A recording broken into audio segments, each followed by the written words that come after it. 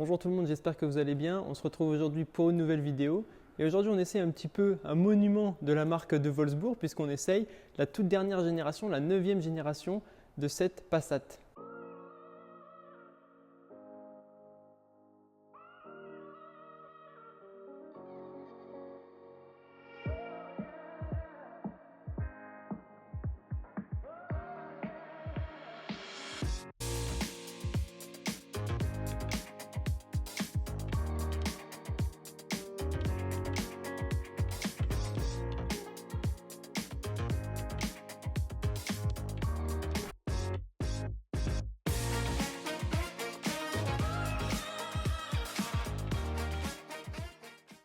Donc juste avant de commencer la vidéo, déjà un grand merci à la concession Volkswagen Chartres de me prêter cette Passat aujourd'hui. N'hésitez pas à aller leur rendre visite tout simplement et n'hésitez pas également à aller rejoindre IRAE Auto sur les réseaux sociaux, IRAE Auto.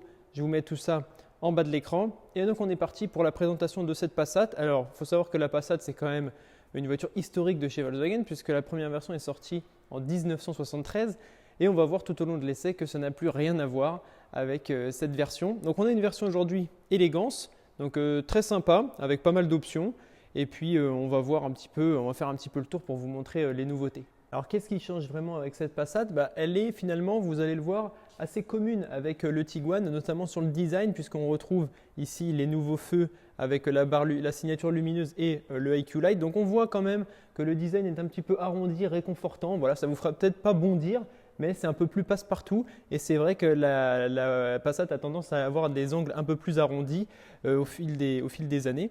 On l'a ici donc avec un petit pare-choc en noir, toujours pareil, hein, Volkswagen a voulu remettre ce noir un petit peu laqué, c'est plutôt sympa, avec des grandes barres chromées comme ça, ici vous en avez 4. On dirait que c'est un peu une forme de sourire en fait, la Calandre c'est plutôt, pourquoi pas après tout, c'est plutôt cool. On l'a en gris, il me semble, c'est gris reflet d'argent. Alors plusieurs tailles de jantes sont dispo. On a aujourd'hui celle en 18 pouces à 660 €, mais on verra que ça n'altère pas le confort de conduite. Après pour ce qui est ici du design sur les flancs, on a quelque chose pareil de plutôt rond, plutôt limpide. Si vous voulez quelque chose d'un petit peu plus anguleux avec des boucliers un peu plus, on va dire, sportifs, il faudra opter pour une version Airline. Mais c'est vrai que globalement, elle prend un petit peu un design un peu passe-partout, comme vous avez pu me le dire dans les commentaires pour le Tiguan. Alors c'est vrai que Volkswagen a décidé d'arrondir un petit peu les angles, que ce soit avec cette Passat ou avec ce Tiguan. Par contre, quelque chose qui va vous faire bondir sur cette Passat, c'est ses dimensions, puisqu'elle a gagné 14 cm par rapport à la version précédente. Donc on est sur 4,92 de long, 1,85 de large pour 1,50 m de haut. On verra qu'au niveau de l'empattement, qui lui aussi a été amélioré, ça nous donne une place exceptionnelle, que ce soit au niveau du coffre ou même des places arrière tout simplement. Même à l'avant, on a une très très bonne habitabilité. Et c'est vrai que pour le coup, d'un seul coup, on a évolué au niveau des dimensions de cette nouvelle Passat. Alors après, ici deux séries en version élégante, vous aurez le toit panoramique ouvrant. On retrouve l'antenne requin, un grand béquet ici pour améliorer un petit peu le taux de pénétration dans l'air. C'est aussi un peu pour ça que Volkswagen arrondit les voitures, c'est pour essayer d'améliorer aussi le CX et pour ainsi moins consommer. C'est comme ça, c'est dans l'air du temps. On a les feux IQ Light, pareil à l'arrière, avec une signature lumineuse très proche de celle du Tiguan. On a pas mal de points communs, comme je vous avais dit. Et puis on termine avec la petite inscription Passat, un bouclier en noir laqué avec toujours cette petite barre chromée. Et puis le logo ITSI, on a encore une version aujourd'hui ITSI.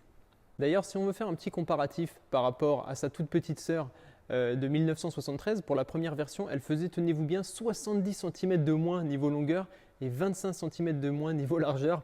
Preuve que les voitures ont tendance vraiment à grossir. Et après, elle est assez commune finalement avec la Skoda Superb, donc un petit peu sa cousine, on va le dire, de chez Skoda, au niveau des dimensions et également de la plateforme. Pour ce qui est du coffre, comme vous pouvez le voir, vous pouvez charger, on va dire, des éléments, que ce soit pour les travaux ou même pour partir en vacances. Là, vous aurez largement de place. Vous voyez, je fais 1,85 m, je peux m'allonger carrément dans le coffre. Preuve que cette Passat offre des volumes très généreux. Alors plus sérieusement, on retrouve donc des volumes très très importants et notamment plus importants que sur une Arteon Shooting Brake sur cette nouvelle Passat, avec un volume de coffre qui va de 690 à plus de 1920 litres une fois les sièges rabattus, comme on le voit ici, et même en configuration normale, on s'aperçoit que les volumes sont quand même exceptionnels et donc ça, évidemment, ce sera le meilleur atout pour les familles. L'habitabilité arrière, comme je vous le disais juste avant, est vraiment exceptionnelle. voyez, le siège devant est réglé toujours pareil pour une personne comme moi. Et là, on s'aperçoit qu'on a vraiment une place mais incroyable, hein, limite limousine. On se croirait presque, ça me fait penser à l'essai de l'A17 honnêtement. Parce que quand on est, vous voyez, on peut étendre les jambes. Donc franchement là, au niveau de l'habitabilité de l'espace, que ce soit au niveau de la tête, des jambes, même la largeur des places, est vraiment très importante. La qualité des matériaux, elle aussi, est au rendez-vous, comme on avait pu le voir dans le Tiguan.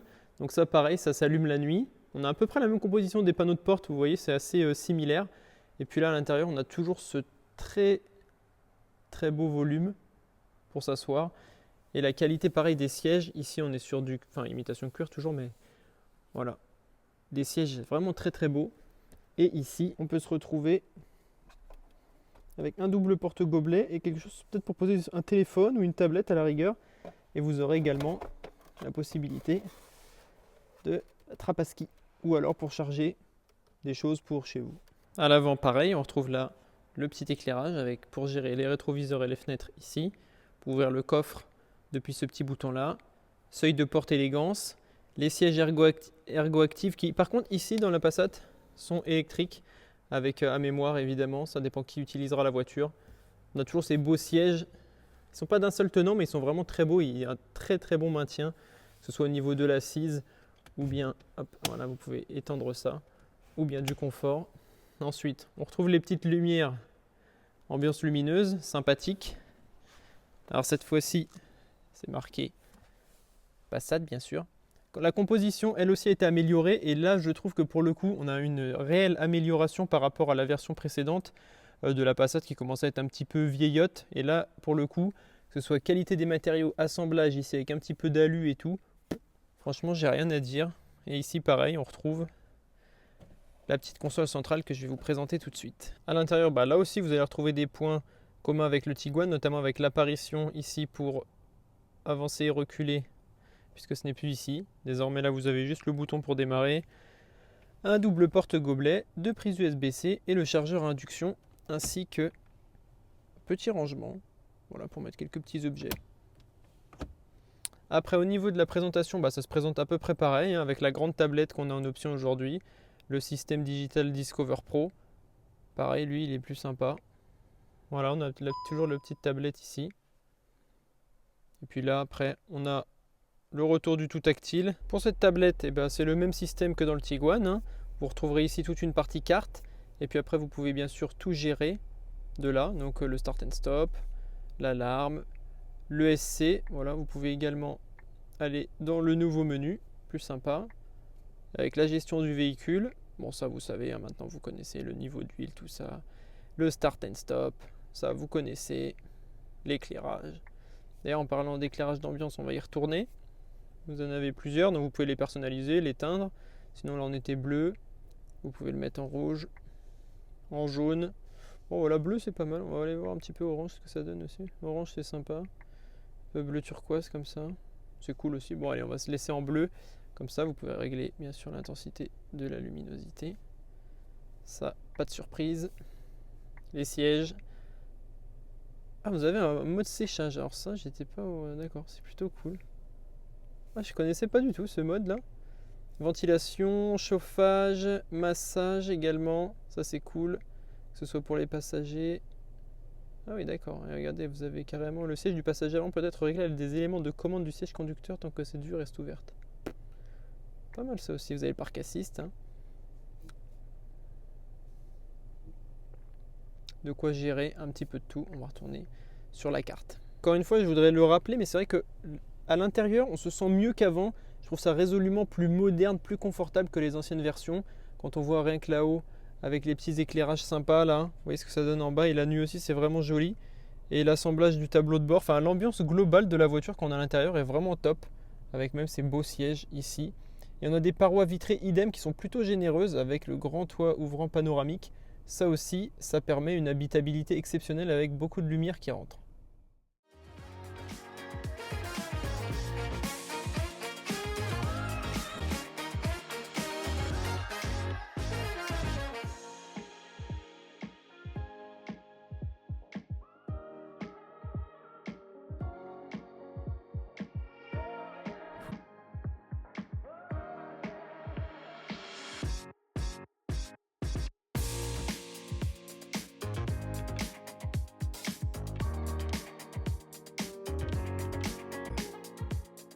Allez, let's go pour cet essai donc, de cette nouvelle Passat 2024.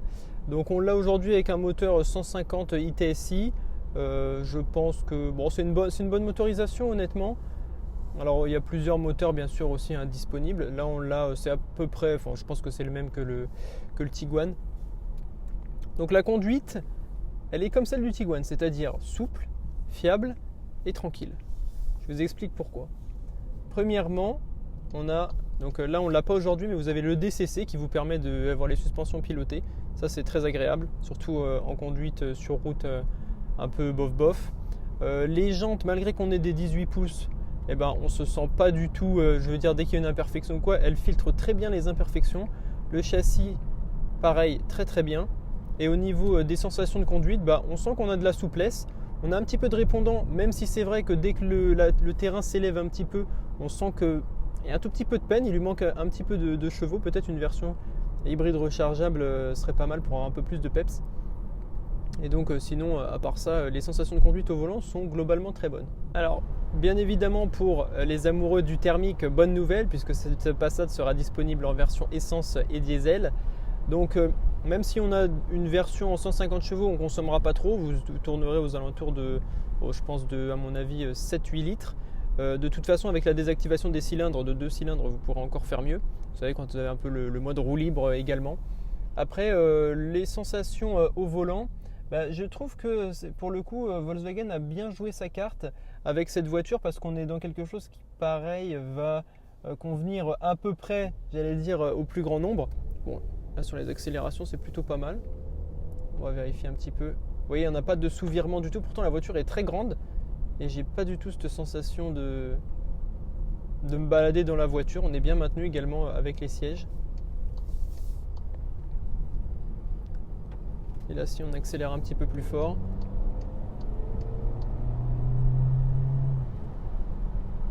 pareil, la voiture a du répondant. On met peut-être 1 ou 2 secondes à avoir la voiture, mais sinon, pour le reste, c'est super.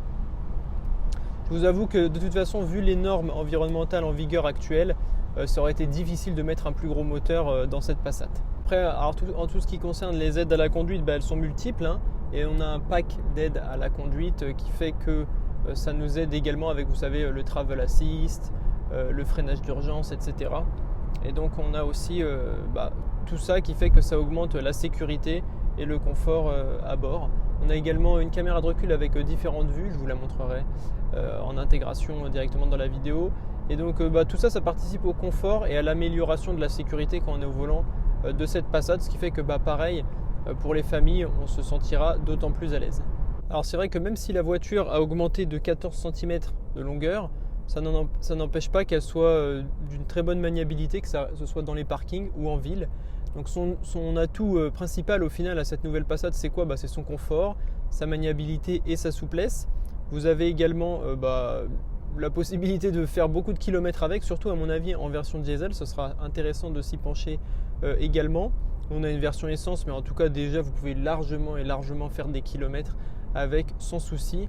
Elle absorbe les imperfections de la route avec brio, je trouve, et ça c'est dû à son châssis et au fait que Volkswagen a évidemment retravaillé la plateforme de cette nouvelle Passat pour notre plus grand plaisir. Au final, je trouve qu'on a une belle montée en gamme de cette Passat par rapport à la version précédente, et c'est vrai que je trouve Volkswagen a fait du bon travail parce que l'intérieur surtout commençait à être un peu vieillissant. Donc là, pour le coup, gros renouveau niveau intérieur. Et puis après, niveau conduite, on retrouve cette sensation de confort, je pense, que les utilisateurs de Passat ont habituellement. D'ailleurs, vous me direz dans les commentaires, ceux qui ont des Passat, qu'est-ce que vous pensez de cette nouvelle Passat. Et puis voilà, en tout cas, c'était vraiment un très bon essai. Je suis très heureux de vous avoir présenté cette nouvelle Passat 2024. La position de conduite aussi, je trouve qu'elle est vraiment intéressante parce qu'elle nous permet d'avoir une visibilité vraiment bien et on voit quasiment le bout du capot. C'est vrai que d'ailleurs sur certaines voitures maintenant c'est plus trop le cas, donc là ça nous donne quand même une assez bonne vue entre guillemets sur où on va. Et je voulais reparler aussi un petit peu de la direction parce qu'elle est vraiment précise. On sent vraiment que la voiture on l'emmène là où on veut et c'est pas l'inverse, parce que c'est vrai que ça des fois on a un peu tendance à l'avoir sur certaines voitures, mais là pour le coup le confort de conduite en courbe est également intéressant. On a l'affichage tête haute bien sûr pour avoir quelques indications sur ce qui nous attend sur ce qui nous attend après. Alors côté prix, bien sûr, montée en gamme égale montée en gamme des prix également. Donc là, aujourd'hui, on a la version élégance, donc avec option, elle est affichée avec toutes les options qu'on a à un petit peu plus de 56 000 €. Elle démarre en version basique standard à partir de 43 000 € et puis après avec option en airline vous serez quasiment aux alentours en train de tutoyer les 60 000 €. Donc voilà, de toute façon montée en gamme égale montée en gamme des prix également. Ça fait penser un petit peu au prix du Tiguan, un petit peu similaire. Donc voilà, après j'ai envie de dire, choisissez votre camp. Est-ce que vous êtes plutôt team berline break ou alors est-ce que vous êtes plutôt team SUV? Ça, à vous de me dire dans les commentaires également. Voilà, écoutez, on arrive à la fin de cet essai sur cette nouvelle Passat. Dites-moi en commentaire si ça vous a plu. Moi en tout cas, j'ai beaucoup apprécié vous présenter une fois de plus une nouveauté. Un grand merci à la concession Volkswagen de Chartres de m'avoir prêté la voiture. N'hésitez pas une fois de plus à aller leur rendre visite et vous pouvez essayer cette nouvelle Passat et l'acheter. Abonnez-vous et suivez-moi sur les réseaux sociaux, IRAE Auto. Je vous mets le petit bandeau en bas avec les différents réseaux. La vidéo du Tiguan vous a plu énormément et je vous en remercie. N'hésitez pas à faire de même pour cette Passat. Un petit pouce bleu, un commentaire pour me dire si jamais ça vous plaît, ça vous plaît pas, quelle est la configuration que vous auriez prise. Et puis n'hésitez pas également à vous abonner et partager la chaîne. Voilà, merci à tous et on se retrouve bientôt pour une nouvelle vidéo. Allez, salut!